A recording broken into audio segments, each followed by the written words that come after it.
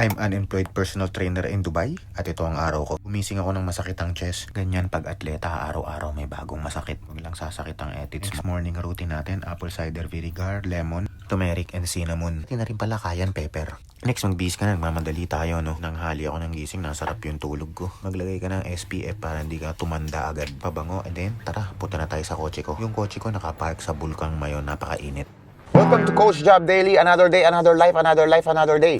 Okay, so, date ngayon, August 11.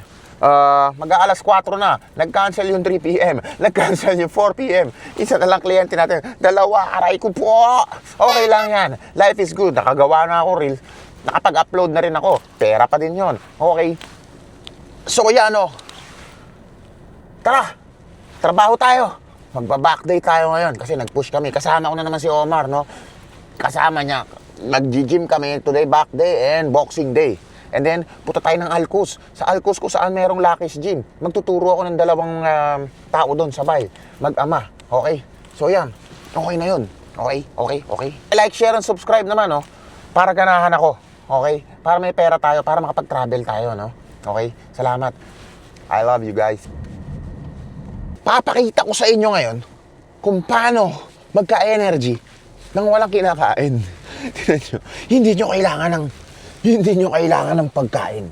No? Para sa akin pala to, para sa akin. Sa inyo, bahala kayo sa buhay nyo. No? Para sa akin, no? Hindi ko kailangan ng pagkain para magka-energy sa umaga. No? Sa umaga yung pinag-uusapan natin. Last meal ko, yung chicken, no? Yung chicken na malaki. Tsaka yung mga hopya ni Doraemon. Tsaka yung, ang pangalan nito, mga cereals na trip ko. Okay na yun sa akin. Tapos pagkagising ko, ang dami kong energy. Tapos hindi ako nagugutom, no? Ang galing. Para ako naka-obats. So, gano'n, no? Coach! Oh, kung 1 meal a day ka lang, pasok naman pala sa calories mo lahat. Bakit hindi ka nalang kumain ng mga KFC, Jollibee, or any cheat meal? 1 meal a day ka lang naman. Pasok naman sa calories mo yon. Eto ang problema. Okay? Parang kotse lang yan, no? Maraming kotse. Bakit merong economic, which is 92 octane, tapos special, super, ganun lang din yan. Okay? Pag nilagay mo yung pinaka-cheap na gasolina sa katawan mo, di ba tingin mo, ang tagal pumalo nung silinyador? Ganon din yon sa katawan ng tao. Pag puro kagaguhan ang nilagay mo sa katawan mo, puro basura ang nilagay mo sa katawan mo, di pangit yung mararamdaman mo, no? Yung hormones mo, bagsak.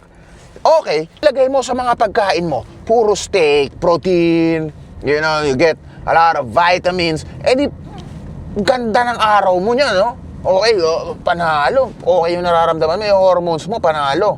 Di ba? Ganun lang din yun. Okay? Kasi ang hirap kasi pag mamahalin yung kinakain mo, medyo nakakaumay pag puro sabihin na natin high quality po. Di i-balance mo, 80-20. Kino mo ako, 80% yung chicken, yun na yung meal ko. Di may 20% ako sa hopya ni Doraemon.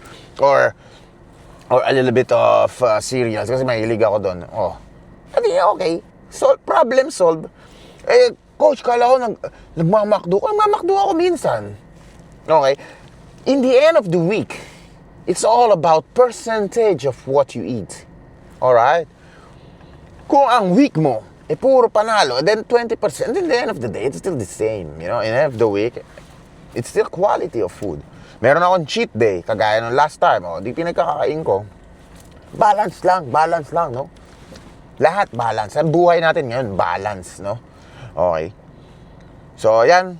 May natutunan na naman kayo. So, ganun lang ang buhay. Pero, sagutin ko sa diet, bahala kayo kung ano mag-work sa inyo. Lahat itry mo. Ako tinry ko lahat Tinry ko yung bodybuilding style na 5 meals, tapos paparti-partihin mo.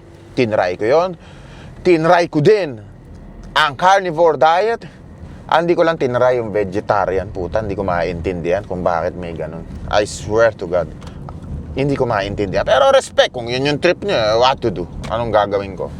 Hindi naman kayo nang-aapak ng tao. Trip nyo yan Okay, ganun ako, no? Hindi ko sila ibabash. Trip nila yan, anong gagawin ko? So, gano'n, no? May mga kanya-kanya kayong diet. Paleo diet, 2 meal a day, only ligo. Mali. Only... Okay, maraming klaseng diet. High protein diet, no carbs, keto, whatever. In the end of the day, it's calories in and calories out and the quality of food that you eat.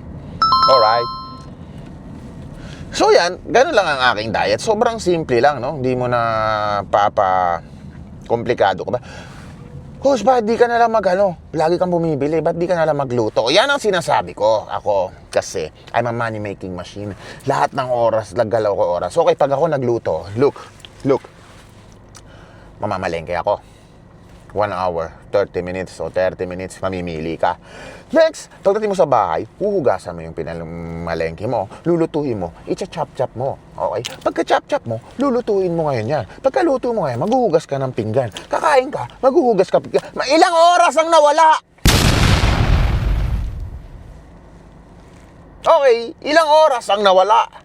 Imbis na nakakapag-reels ako, nauubos na, nakakaluto. Pagdating mo, pagod ka. Okay? Pagod ka na. Okay? Pagkakain ko, pag uwi ko, kain, mabilis, pang. Back to editing. Kala nyo mabilis mag-edit? Itong video na ginagawa ko, minimum dyan, 2 hours, pare. 2 to 3 hours. 2 to 3 hours. Ang long format. Ang reels ko, yan, mabilis. Pero syempre, ni-work ko yung YouTube eh. Para kung ako naman kung sakaling ano mangyari dito sa FB, meron akong isa pang YouTube and TikTok. Okay? Alam naman natin, di ba? So kaya no, paki-like, share, and subscribe naman. No? So yun ang dahilan kung bakit hindi ako nagluluto. Okay? Sa bodybuilding naman, hindi ko trip kumain maya yung meal, every meal. Hindi ako, naantok ako. At saka, yung life, di ako bodybuilder. Lagi akong gumagalaw, no?